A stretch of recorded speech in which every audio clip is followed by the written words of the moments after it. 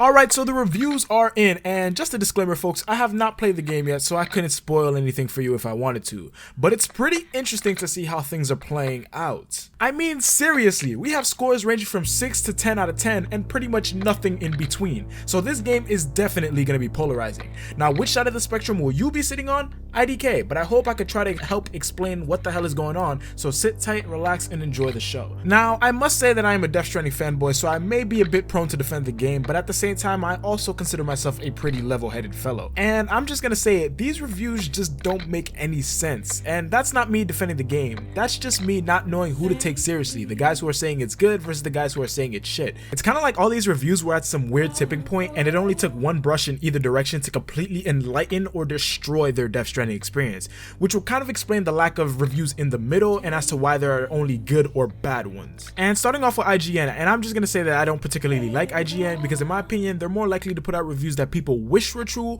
versus reviews that actually tell the complete truth, and they'll pretty much bend in whatever direction makes them the most money or wherever the trends are going. I mean, seriously, how could you give Call of Duty Ghost a 9 out of 10 but Death Stranding a 6.8? I haven't played the game yet, but I have played Ghost, and I could already tell you that your skill needs to be recalibrated. All jokes aside, I read their entire review, and quite a lengthy one it was, and they do have some valid points, I'm not gonna lie.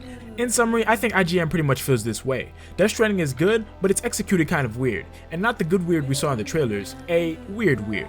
The quality of life is poor at best, as the game forces you to take into account every detail with little to no accommodation. The gameplay is stagnant. However, we still consider it a sublime piece of artistry and ingenuity for the things that it does do right, like the social system, story, and breathtaking terrain. Final score, 6.8 out of 10.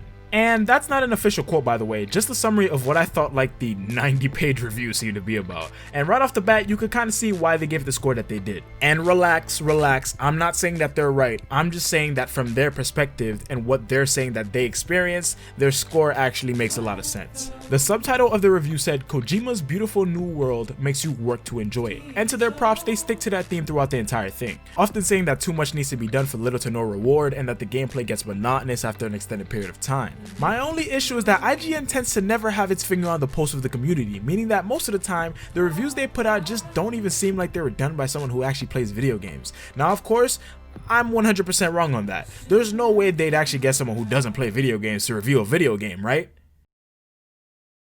Ah, Riding off that thought, however, I think that IGN's review will still definitely be valuable to someone who doesn't play single player games or open world games or RPGs all that much. So basically what I'm saying is, I think IGN's review is going to cater to the casual audience. If you're not used to playing games like this or playing games at all, everything they're saying here makes a lot of sense, and I'd actually recommend you check out the review before purchasing the game. But if you are quote unquote a hardcore gamer, then I'd say take IGN's review with a massive grain of salt, because in my opinion, the things that they were calling monotonous or repetitive were things that I honestly don't think are that big of a deal. But to be fair, I do play a lot of video games, and I could see how these issues, as they describe them, could definitely get annoying, but I definitely wouldn't call it score-breaking annoying. So, should you trust IGN's Death Stranding review? Kind of.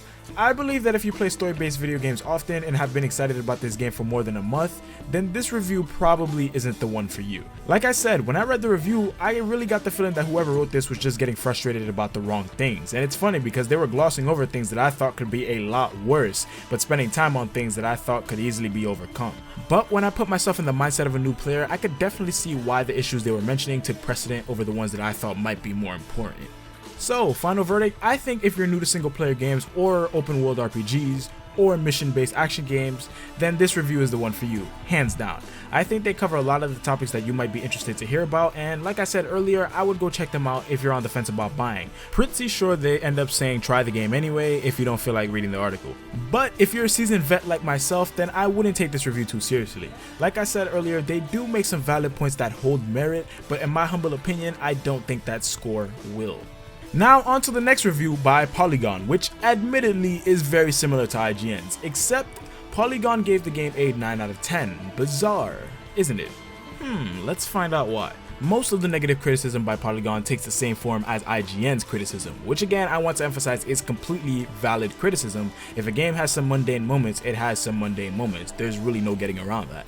But the difference maker in Polygon's 9 and IGN's 6.8 is that Polygon was able to get over it and probably focus on other aspects of the game because of that. Now, let's take a look at 2 quotes straight from the DS review by Polygon. The first explains the issues the reviewer had with the game, and it goes a little something like this. It takes about 10 hours for the throat clearing to wrap up and for Death Stranding's structure and mechanics to fully reveal themselves. And those 10 hours are some of the weakest in the game, thanks to the endless cutscenes and a series of bummer quests that have me lugging packages and even a corpse up steep hills in the rain. I'm never given a great reason for doing these initial chores, but I do them because I'm told I must. It is the epitome of a slog, and it's easy to imagine that many players won't ever make it past this stretch of the game. And honestly, I think right here that they put it perfectly. If there's anything that ever frustrated me about people who never gave RPGs a chance, it was that they often quit the game after a single session of playing. Just like when I told my friend to give Monster Hunter World a shot, but he literally called it a heaping pile of trash and vowed to never play it again after getting past the intro and logging a record 35 minutes of gameplay. So excuse me for getting a little tense, but I could honestly feel what Polygon is saying here, especially when I truly do believe that Monster Hunter World suffered from a major accessibility issue. Like, that game did practically nothing at all to help new players get into the game besides teaching them the controls and throwing them to the dogs. So I honestly don't blame my friend for getting upset. I felt the exact same way when I started. And get this, IGN gave Monster Hunter a 9.5 out of 10, despite it suffering from a near identical issue as Death Stranding. And after the initial criticism, Polygon goes on to say, but something clicked for me after those first 10 hours though. The basic loop of many open world games involves starting out as a puny nobody and over dozens of hours of exploring a wide expanse, gaining wondrous abilities to become a walking god. And after reading that, it's simple to see why Polygon gave the game a 9 out of 10 but IGN gave it a 6.8 out of 10. Polygon was simply more open-minded and arguably more patient. If you're a frequent single-player gamer, then I feel that this review might be the one for you. It doesn't completely dismiss the issues discussed by IGN, but at the same time it doesn't let them destroy the game either, which is kind of where I'm sitting. Polygon simply chose the right man for the right job at the right time, and he just so happened to end up liking Death Stranding. IGN, however, was less fortunate, and so was VG247. Polygon sat in the middle, while others like EGM or Push Square were able to play the game with no clue what the hell everyone else was complaining about. So, what does all of this mean? Well, for starters, it means that you shouldn't trust anybody but yourself. I mean, seriously, how far spread out these reviews are on this game are absolutely astounding. I have never seen anything like it. And that can only mean one thing, that for you, yes, you watching this video, that the game is honestly going to be a hit or miss and nothing in between. It's really just gonna come down to the type of gamer that you are and if you're willing to put in the time to experience the potential beauty this game has to offer. Now, I'm not here to tell anybody how to or how not to spend their money, but if for some odd reason you value my opinion, then I'd just say, just play the damn thing yourself and fuck these reviews. End of story. No more articles, no more videos, no more bullshit. Because it's obvious that the game will be different for everyone who plays it, and after spending months tracking and analyzing it as a YouTuber, I personally feel that it's worth at least giving a shot. Worst case scenario, you hate it after 3 hours, so you could just return it and get your money back, no risk involved. But for the time being, just sit back, relax, and watch the internet go up in flames trying to decide whether or not to get the game while you just live life on easy with the life hack that I just gave you. You're welcome. So anyways guys, I hope you enjoyed the video. It's a pretty tough one to make being that I am excited for the game, but I hope it provided you with some level-headed reasoning that you could use however you want. Also, this was not a bashing IGN video. Don't get it twisted. I just like poking fun at those guys whenever I can because it's actually really funny. Anyways guys, what do you think about the Death Stranding reviews? Are you still gonna get the game? Do you think that there's any hope? Will Norman Reedus indeed carry the baby fetus? Feel free to let me know your thoughts on any of these questions down below. Alright guys, thanks so much for watching. Be sure to like, comment, subscribe, and share. Peace out.